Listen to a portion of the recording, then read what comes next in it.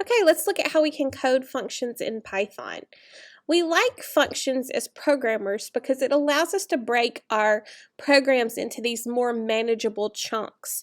And also, there may be times where we need functions to repeat themselves or to execute more than one time in our code.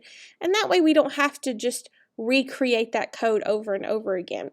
Okay, so let's look at the syntax for creating a function. We start with the keyword def and then a function name. This can be anything that we want to call it. Then we have a set of parentheses. We're going to look at a very simple one first. We use a colon, and then all the code inside that function needs to be indented. So let's just do something simple where we ask the user to enter your name, and then we'll just print name. Okay, so if I execute this code, think back to JavaScript, is it going to do anything? If you said no, you are correct. The function in and of itself doesn't do anything unless we call upon the function.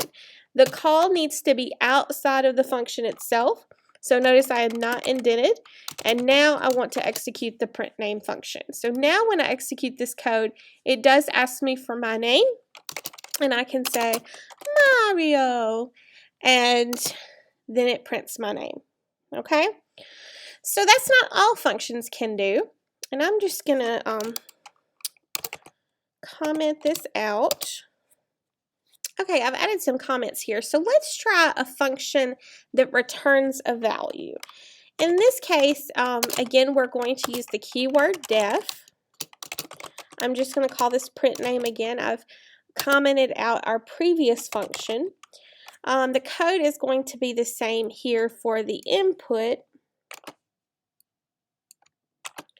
So I'll just copy and paste that.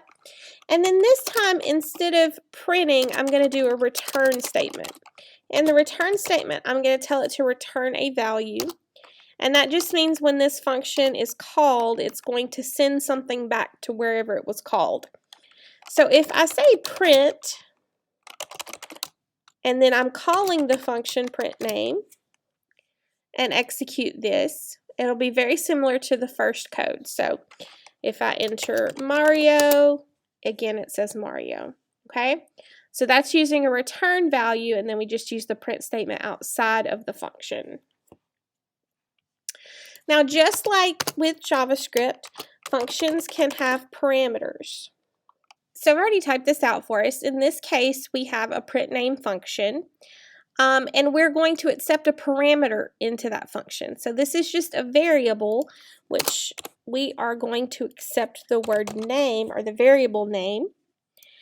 And name will then be used inside the function. So we are going to concatenate the value of name and store it in a variable called phrase, and then return that whole phrase.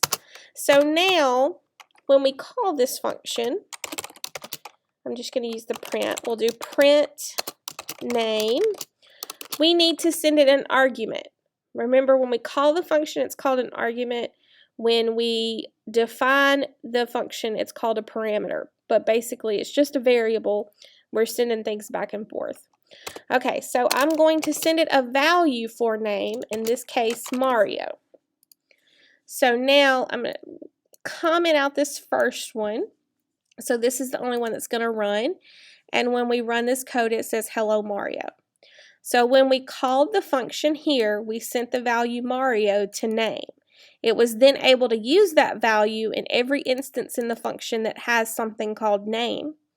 And then it returned phrase. So when we called the function, it printed hello Mario.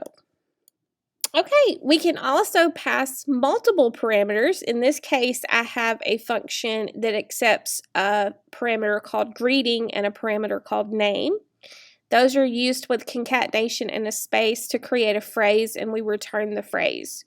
So when I called the function here, I passed a value yo, and I passed a value Mario. So when we run this code, it says yo Mario. Okay, so what's important here to remember is that the order in which you pass these are important. So if I did Mario and then did yo, That's exactly what I would get, because Mario would be passed to greeting and yo would be passed to name. So if I ran that code, I would get Mario yo, which is not what I intended. Now in this function, we are going to accept parameters that we received from the user through input. So I changed the function just a little bit, and now it's going to print the phrase instead of just returning the phrase. And we've asked the user for a greeting, and we've asked the user to input their name. Then we have called this function and passed it whatever the user typed in for greeting and whatever the user typed in for name. So let's try this. Let's say hey and then Mario, and we return hey Mario. Note again that these are important. The order in which you type your arguments needs to match the order in which the parameters will accept those values. Now, another useful thing to remember when we're creating functions is that we can also have functions return Boolean values. So they could return either a true value or a false value. This would be really good for data validation. If you remember back to our website where we had to check to see if there was an @ sign in a string that was an email address. So you could return true if it did find that @ sign and return false if not, and then maybe even test that later on with a lot of other validation functions. So in this case, we're saying a function called isMario, which accepts a parameter of name. If name is exactly equal Mario, return true, else return false. So if we call this function and send it a value of Mario, when we run this code, it does return true. But remember, it's case sensitive, so if I did lowercase Mario and ran it, it would return false.